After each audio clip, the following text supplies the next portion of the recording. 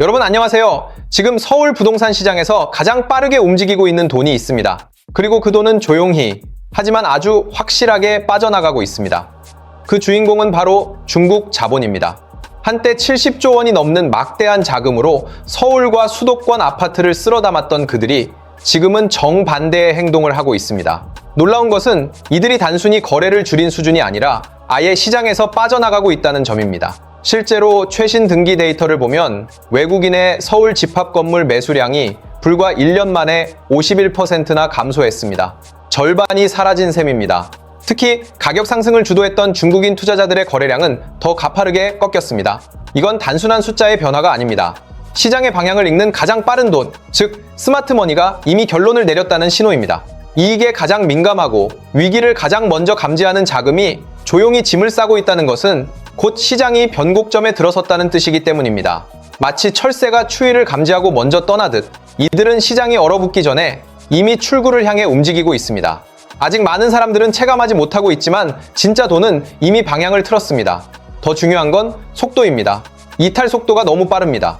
70조 원 규모의 자본이 방향을 바꾼다는 것은 단순한 가격 조정이 아니라 시장 구조 자체가 흔들리고 있다는 경고에 가깝습니다. 겉으로는 아직 버티는 것처럼 보일 수 있지만 물밑에서는 이미 균열이 시작된 상태입니다. 거래가 얼어붙은 시장에서 가장 먼저 움직이는 건 언제나 외국인 투기 자본이었고 지금도 그 공식은 그대로 반복되고 있습니다. 결국 지금 우리가 보고 있는 것은 단순한 매도 증가가 아닙니다. 탈출입니다. 가장 빠른 돈이 가장 먼저 도망치고 있습니다. 그리고 이 신호는 언제나 한 가지를 의미합니다. 아직 본격적인 충격이 시작되기 전이라는 것입니다.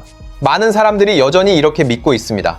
그래도 강남은 괜찮다. 대한민국 부동산 시장에서 마지막까지 무너지지 않을 안전지대, 그게 바로 강남이라는 인식이죠. 수십 년 동안 이어져 온 이 믿음은 거의 신념에 가까웠습니다. 가격이 떨어져도 결국 다시 오른다. 위기가 와도 강남만큼은 버틴다. 그래서 사람들은 다른 지역이 흔들릴 때마다 오히려 강남으로 몰려들었습니다. 하지만 지금 시장에서 나타나고 있는 흐름은 이 오래된 믿음을 정면으로 뒤흔들고 있습니다. 실제 데이터를 들여다보면 상황은 완전히 다릅니다. 강남 3구에서의 외국인 아파트 거래 비중이 역대 최저 수준까지 추락했습니다. 단순히 거래가 줄어든 것이 아니라 가장 적극적으로 매수에 나서던 외국인 자본이 아예 발을 빼고 있는 겁니다. 특히 정보력과 자금력이 뛰어난 스마트머니가 먼저 움직였다는 점이 핵심입니다. 이들은 감이 아니라 숫자로 판단하는 집단입니다. 그들이 강남을 외면하기 시작했다는 것은 더 이상 이 지역을 안전자산으로 보지 않는다는 뜻입니다. 왜 이런 변화가 나타난 걸까요? 이유는 간단합니다. 가격이 너무 많이 올라버렸기 때문입니다. 상승이 길어질수록 수익률은 점점 줄어들고 작은 충격에도 무너질 위험은 커집니다. 강남은 그동안 오르기 때문에 사는 시장이었지만 이제는 떨어질 수 있기 때문에 피하는 시장으로 인식이 바뀌고 있습니다. 과거에는 비싸도 사는 것이 정답이었다면 지금은 비싸기 때문에 더 위험한 자산이 된 것입니다. 더 무서운 점은 이 변화가 조용히 진행되고 있다는 것입니다. 겉으로는 아직 가격이 크게 무너지지 않았기 때문에 많은 사람들이 상황을 체감하지 못하고 있습니다. 하지만 거래가 끊기고 주요 매수 주체가 사라지는 순간 시장의 체력은 급격히 약해집니다. 가격은 거래 위에 서 있기 때문에 거래가 사라진 시장은 언제든 방향을 바꿀 수 있습니다. 결국 지금 강남에서 벌어지고 있는 일은 단순한 조정이 아닙니다. 안전하다는 믿음 자체가 흔들리고 있는 과정입니다. 그리고 시장에서 가장 먼저 무너지는 것은 언제나 가격이 아니라 사람들의 믿음입니다. 그 믿음이 깨지는 순간 강남이라는 이름이 더 이상 방패가 되어주지 못하는 시점이 오게 됩니다. 이 흐름을 제대로 이해하려면 지금의 이탈만 볼 것이 아니라 과거에 이 돈이 어떻게 들어왔는지를 먼저 봐야 합니다. 단순한 투자 수준이 아니었습니다. 철저하게 계산된 그리고 조직적으로 움직인 매집이었습니다. 2025년 상반기 기준 외국인이 보유한 국내 주택은 사상 처음으로 10만 4천 가구를 넘어섰습니다. 그 중에서 무려 56%를 중국인이 차지하고 있습니다. 절반을 훌쩍 넘는 압도적인 비중입니다. 불과 몇 년 전과 비교하면 증가 속도도 비정상적일 정도로 빠릅니다. 이건 자연스럽게 늘어난 수요가 아니라 의도를 가진 자본이 집중적으로 유입된 결과입니다. 더 중요한 것은 이들이 아무 곳에나 투자하지 않았다는 점입니다. 완전히 전략적으로 움직였습니다. 서울에서는 강남, 용산, 마포, 성동과 같은 핵심 고가 지역을 집중적으로 공략했습니다.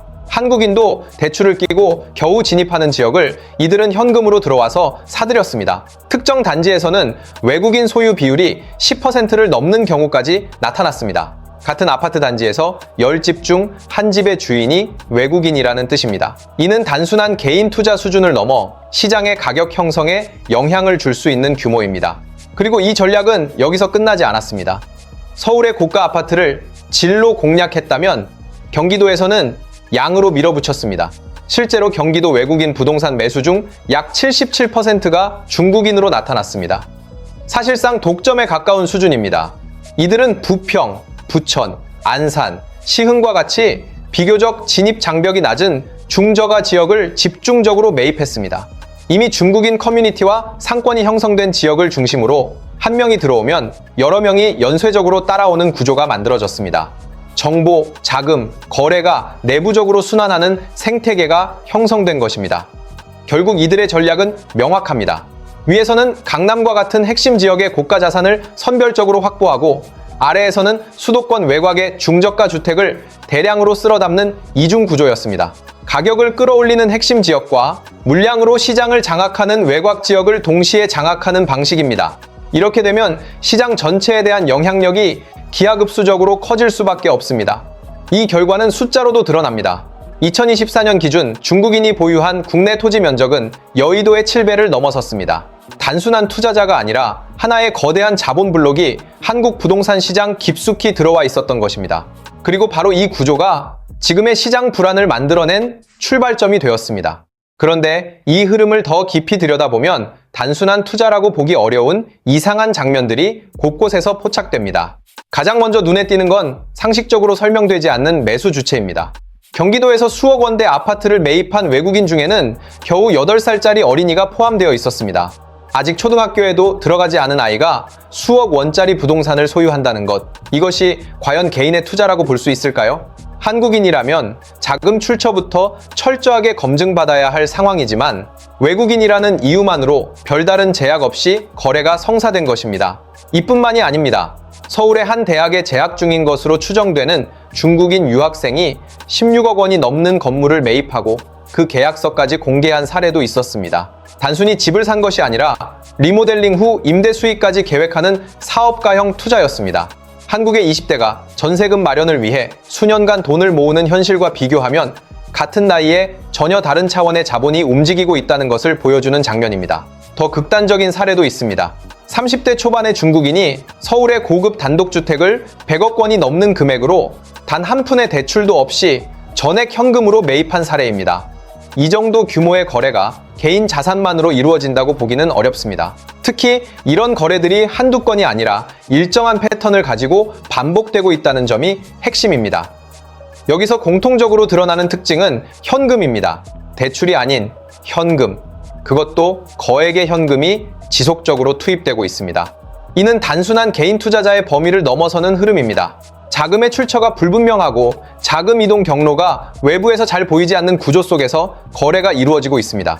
이 모든 사례를 종합해보면 하나의 질문으로 이어집니다. 과연 이 돈은 누구의 돈인가? 어린아이, 유학생, 젊은 개인 투자자라는 표면적인 이름 뒤에 더 큰 자금과 조직이 존재하고 있는 것은 아닐까요? 단순한 개인의 선택으로 보기에는 규모도, 패턴도, 타이밍도 지나치게 정교합니다.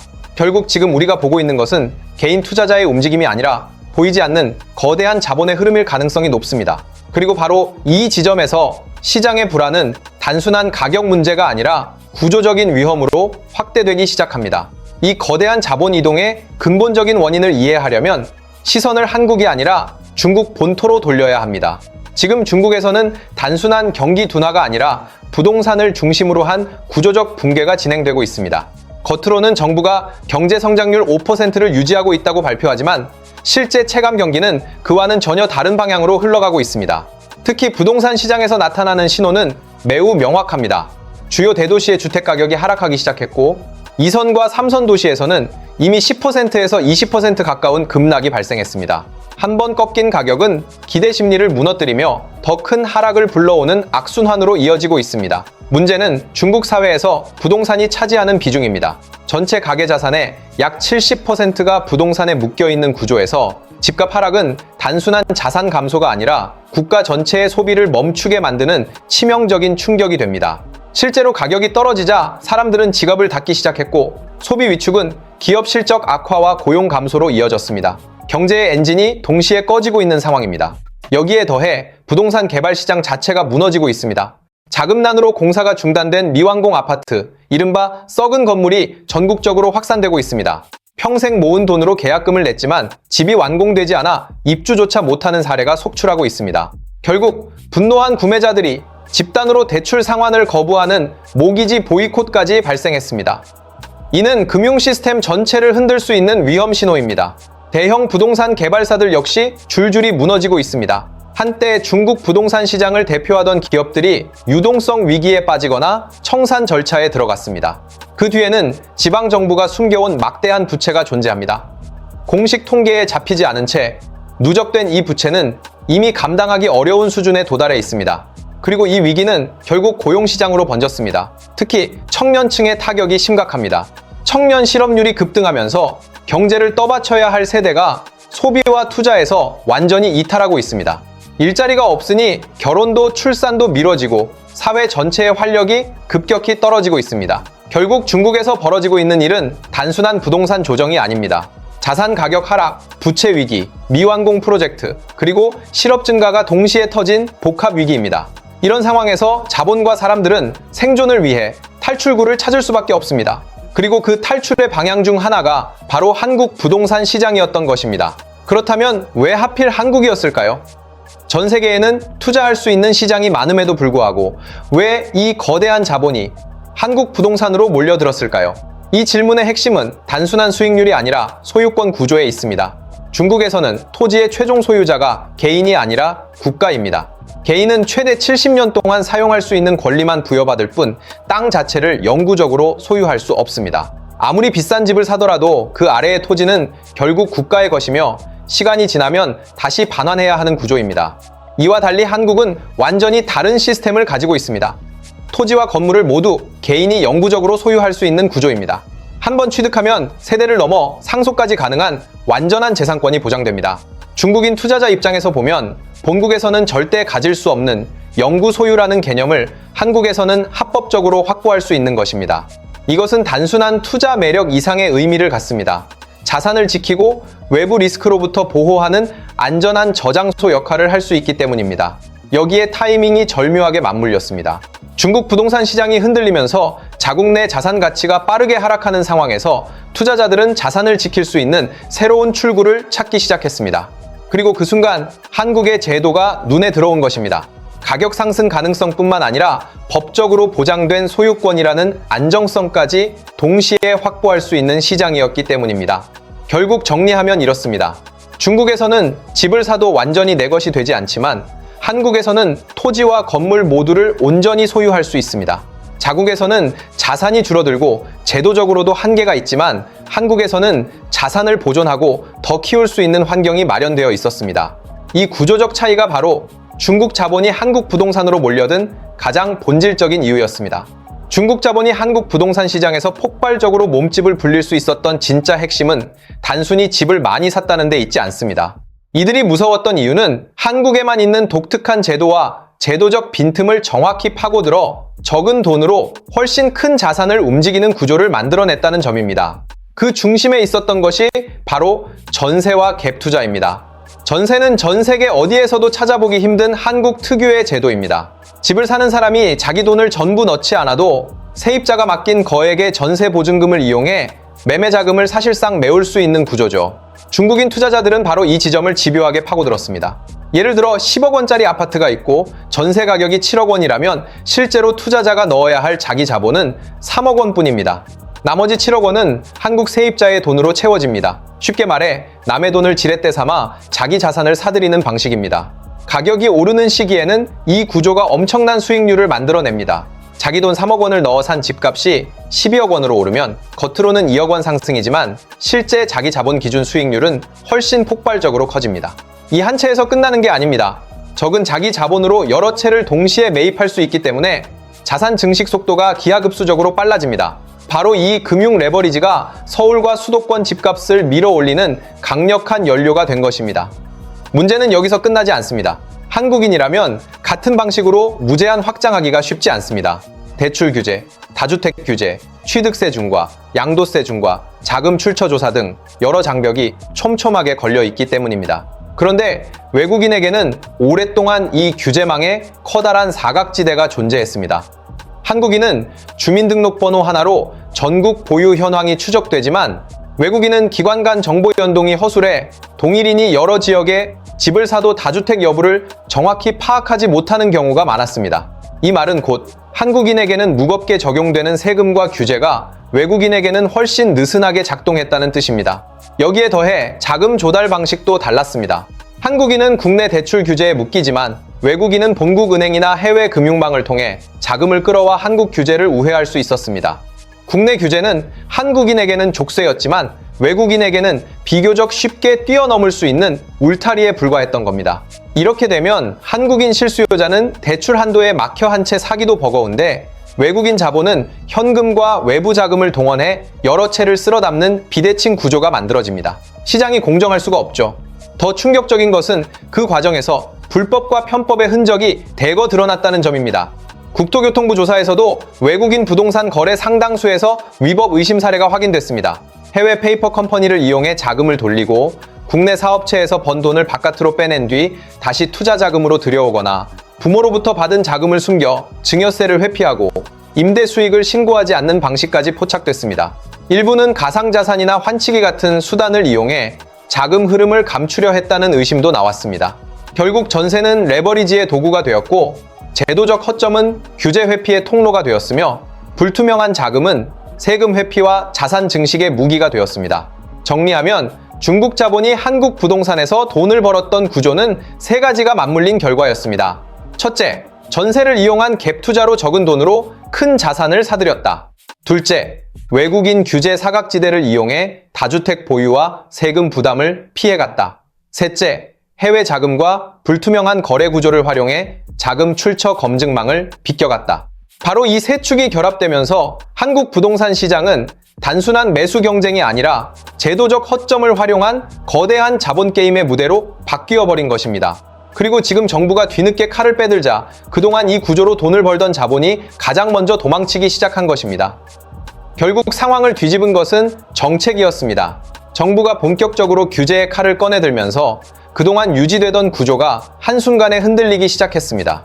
외국인에 대한 토지거래 허가 구역 지정, 실거주 의무 부과, 자금 출처, 증빙 강화까지 이어지면서 더 이상 과거처럼 자유롭게 사고 팔 수 있는 환경이 아니게 된 것입니다. 특히 해외에서 들여온 자금의 흐름을 투명하게 밝히도록 요구하면서 그동안 보이지 않던 자금의 경로가 드러날 가능성이 커졌습니다. 이 변화는 단순한 규제가 아니라 시장의 룰 자체를 바꾸는 조치였습니다. 그 결과는 즉각적으로 나타났습니다. 외국인 거래는 급격히 줄어들었고 특히 실제로 한국에 거주하지 않는 투자자들의 거래는 사실상 멈춰버렸습니다. 문제는 여기서부터입니다. 시장에는 매도 물량이 쏟아지기 시작했지만 이를 받아줄 매수자는 거의 사라졌습니다. 대출 규제는 이미 강하게 작동하고 있고 금리 부담까지 겹치면서 국내 수요도 크게 위축된 상태입니다. 사려는 사람은 없고 팔려는 사람만 늘어나는 구조가 만들어진 것입니다. 이런 상황에서 외국인 투자자들의 선택은 하나입니다. 가격을 낮춰서라도 빠르게 탈출하는 것. 수익이 아니라 손실을 감수하고서라도 자산을 정리하려는 움직임이 본격화되고 있습니다. 그리고 이 과정에서 시장에 던져지는 급매물은 주변 가격을 끌어내리는 압력으로 작용합니다. 한 채가 크게 할인되어 거래되면 인근 단지의 가격 기대치도 함께 낮아질 수밖에 없습니다. 바로 여기서 도미노가 시작됩니다. 거래가 줄고 가격이 흔들리고 다시 매도 물량이 늘어나는 악순환이 반복되면 시장은 빠르게 하방 압력을 받게 됩니다. 겉으로는 아직 버티는 것처럼 보여도 내부에서는 이미 균형이 무너지고 있는 상태입니다. 이런 국면에서 가장 위험한 선택은 성급하게 저가 매물을 잡는 것입니다. 떨어지는 칼날을 잡는 순간 그 칼날은 더 깊이 내려갈 수 있기 때문입니다. 지금 시장은 분명한 경고 신호를 보내고 있습니다. 규제가 강화되고 수요가 사라지고 가격이 흔들리는 이 세 가지 조건이 동시에 맞물리면 언제든 본격적인 하락이 시작될 수 있습니다. 중요한 것은 공포에 휘둘리는 것이 아니라 냉정하게 숫자와 흐름을 보는 것입니다. 여러분은 지금 이 상황을 어떻게 보시나요? 이것이 진짜 하락의 시작이라고 생각하시나요? 아니면 새로운 기회의 전조일까요? 여러분의 생각을 댓글로 남겨주세요. 오늘 내용이 도움이 되셨다면 좋아요 한번 부탁드리고 앞으로도 이런 시장의 흐름을 계속 받아보고 싶다면 구독과 알림 설정 꼭 해주시기 바랍니다.